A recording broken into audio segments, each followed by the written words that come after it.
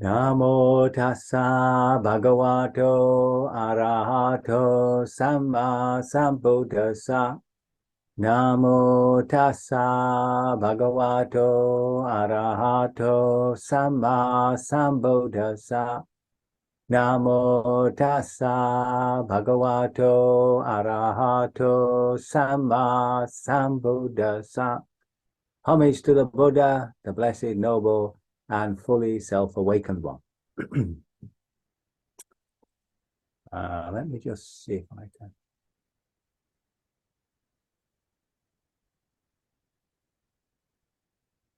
Okay. Right. This evening, I thought we'd tackle this advice that the Buddha gives us.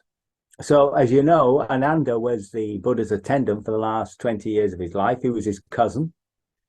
And he would listen to all the Buddha's talks, and he had a contract with the Buddha when he took on this work that he would, the Buddha would always relate to him anything he'd said when he wasn't there. And he had this phenomenal audio memory. And he would say things, give his opinion, and the Buddha would gently correct him, you see. So one was, that he had now really come to understand dependent origination. And the Buddha said, oh, no, Ananda. Dependent origination is deep, profound, etc., etc. Well, he sort of made the same mistake when it came to the spiritual life.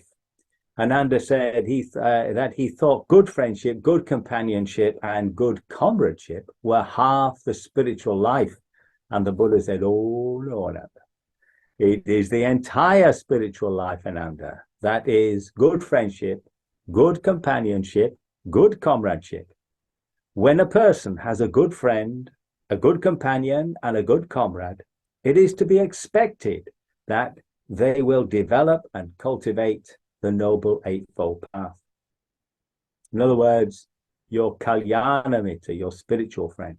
So if we just look at those three things and just arbitrary definitions of these different words, if we take good companionship, so a companion is usually somebody who travels with you, So really, it's those who are closest to you, your spouse, your partner, your very close friend. And you can understand that, let's take a partners, for instance. If both of them are actually on the same path, I mean, that's a tremendous refuge, isn't it? Even if one is a Tibetan and the other one is a Theravada, I'm sure they can find some support for each other. So there's that sort of intimacy, an intimate relationship. If that intimate relationship and the both people are actually on the same path, that's obviously a great support. On a wider level, so we talk about good friendship, they're all the people whom you know, apart from those who are close to you. And I think some of you will have found, like I did, that as I moved into the Dhamma, became more and more involved, I found that I was losing my interest in the theatre, the local semi-professional theatre that we had in Birmingham at the time. And eventually I stopped going. I didn't actually say goodbye to anybody. When I look back, I didn't say goodbye to anybody and tell them what I was doing. I just faded out, you might say, And interestingly enough, I can't remember meeting any of them again. And that's part of that movement towards a spiritual life for me, And you might have found that also to be true of yourselves. When it comes to comradeship, so for me, the word comrade, of course, is associated with the Communist Party, Comrade Boris. Well, I'm not talking about Big Boris, of course. So that gives us a sort of feel that we're in something that is much bigger than just our personal relationships, and it's something that's very grand. So Buddhism is, of course, a world religion. And it's not only got so many million people who are following the Buddhist path, it also has a massive history, 2,500 years. And I think what that does when you reflect on it, it gives you tremendous confidence. You would have thought by now, after 2,500 years, that people would have sussed out whether the Buddha was, telling the truth or not, whether it was just a big, a big telltale. So when I used to contemplate this about, friendship being the entire spiritual life, it never matched up for me. I couldn't quite work out why it should be the entire spiritual life. But then, of course, I came across Ubuntu. Now, some of you will know it as the open source operating system on Linux, but that's not what I'm actually referring to. Ubuntu is a South African philosophy from, say, Zimbabwe downwards. So the Zulus and the Xhosa people, all those people have this philosophy of Ubuntu, and you can encapsulate it in one small sentence. I am what I am because of who we all are. I am what I am because of who we all are. In other words, I am my relationships. And I remember, what was his name? Krishnamurti saying that, actually. So in the Satipatthana discourse, the Buddha actually, in the 4 sections, one on the body, one on feeling, one on mental states, and one on the teachings of the Dhamma, there is this recurrent phrase that goes through it. They meditate observing an aspect of the body or feelings or mental states or teaching of the Dhamma, internally, externally, both internally and externally. And it's this last one that I want to sort of center on. So in other words, the Buddha is asking us to be aware of ourselves, aware of others, but also this interaction that is constantly happening between us. And if we just take 1 or 2 examples, so this body, for instance, I mean, this body that we've got, isn't something we chose. I definitely would have chose something better, I think. I just happened to be ended up with this body because of all the genetic history that came before it. And this body expresses that genetic history, right? It's part and parcel of that specific genetic history. When it comes to the body, you see, the food I eat, right? Not only is it grown by others and sold by others, etc., and often cooked by others for me, the actual recipes that we use are usually made up by other people. So there's this constant flow of information about what's nice to eat, what makes a good meal. It's the same with clothes and fashions. Yeah, the fashions change. Who changes them? Some bright spark has an idea, and then after that, we're all wearing different clothes. I mean, in my own life, my pseudo hippie stage, went around with flowery pants. And when we look at our dwellings, these are all designed by other people, all the furniture we have in it. And of course, this becomes obvious when you look at different cultures. And then you see different food, different clothes, different ideas of how houses should look, etc. And finally, medicines and care. All these medicines are produced by other people. They're coming into my body. Yeah, they affect me.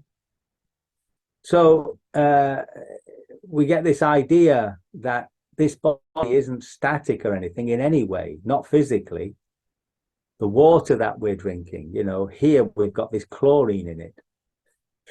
The air that we're breathing is full of CO2 because of people, using fossil fuels and all that.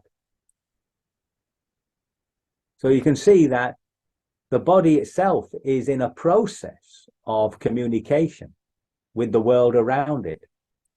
And in terms of other areas, we're actually just expressions of our culture.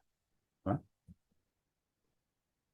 The problem is that this sense of self seems so static. It seems so real. You don't seem to think you change, except when it's obvious that you change.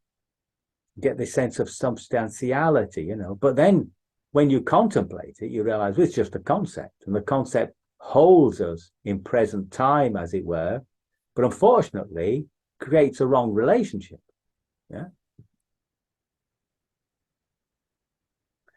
We've got this word proprioception. Proprio means self, perception of self, perception of the body. So you've only got to watch how your body changes, for instance, with whatever you're sitting on, a chair, a metal bench, an armchair, lying on the bed, doing yoga on the floor. So we're constantly having to negotiate with the environment around us. And when you're walking with somebody, you know, you have to be in step. If they're walking too fast, you tell them to slow down, you know. And if you're walking too slow, you tell them to hurry up. So there's this constant negotiation going on.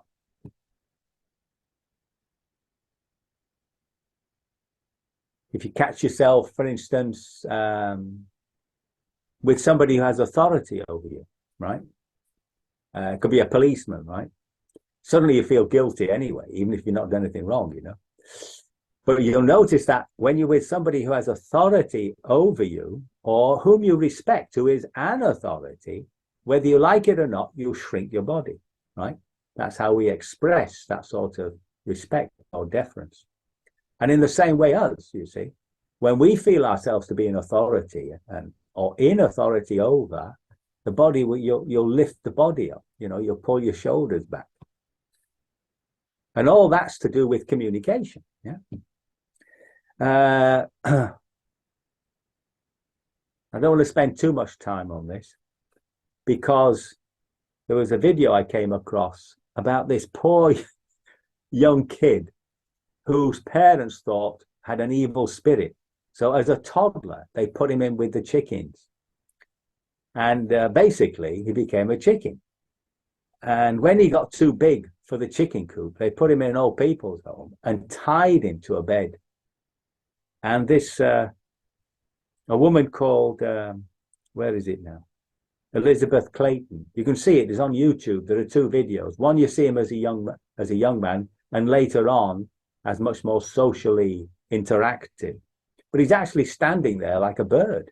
He's got his shoulders like this, as though they're flopping wings. It's awful. And he will never be able to speak. He'll never be able to communicate. And what that does for me is it puts in sharp relief how much we owe to our relationships. Mental states, our mental states are constantly in, oops, I've lost my page. What have I done? Yeah. We'll notice that our mental states are often affected by the people we're with. So if you're with people who are depressed, who feel down, it pulls you down, you know. I mean, you might try to lift yourself up, but in the end, you might give in. Whereas with your people who are in a happy state, who are bubbly, it just lifts you up. So there's this constant sort of communication at the heart level. And there's also communication at perceptual level, at a conceptual level. Take something like, big concepts like free speech or democracy or something like that. You can see that what we read in the newspapers, what we hear people say on the television and things like that, what we discuss amongst ourselves, constantly our concepts are beginning to change. They move. And what's understood there's an actual word for it. It's called apperception. So, for instance, we all have a concept of an apple, but every time you see an apple, that concept is slightly changed. And so it is with these rather more abstract concepts that we have. And you can see it changes. These change over time. I was just thinking about, kings and queens, since we have one here and other countries too. But there was a time when you could insult a king or somebody like that. It was lèse majesté, and you'd find yourself, being whipped or chucked in a jail or worse. And if you think about Putin and Xiaoping and Kim Jong-un, you can see that depending on the country you're in or where you're at, your concept of how a country ought to be ruled changes. There are people who will support Putin and Xi Jinping and all that. And all these concepts we're absorbing, and we are doing our own little interpretation of them, but we're in constant communication. Yeah.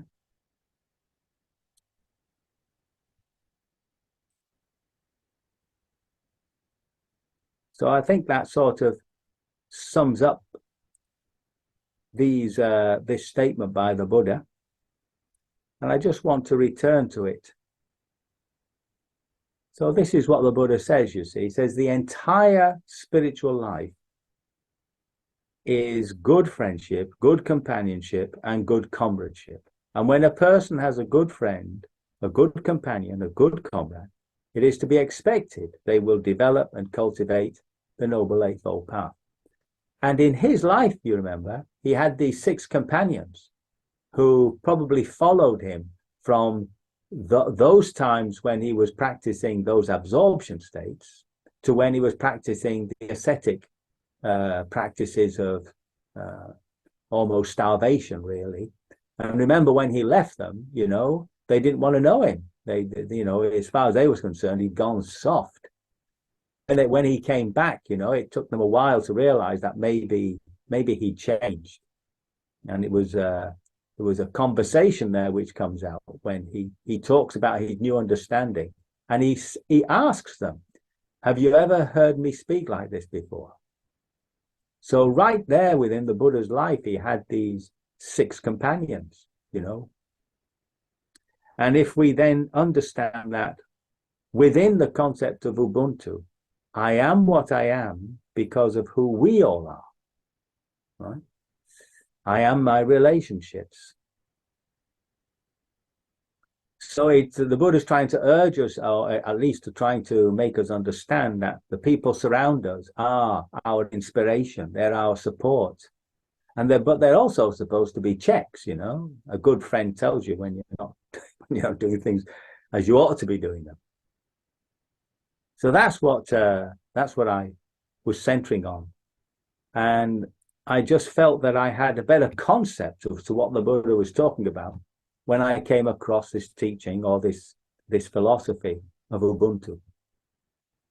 So I can only hope my words have been of some assistance, that they have not caused confusion, and that by your development of good friendship, you will complete the Noble Eightfold Path and be fully liberated sooner rather than later.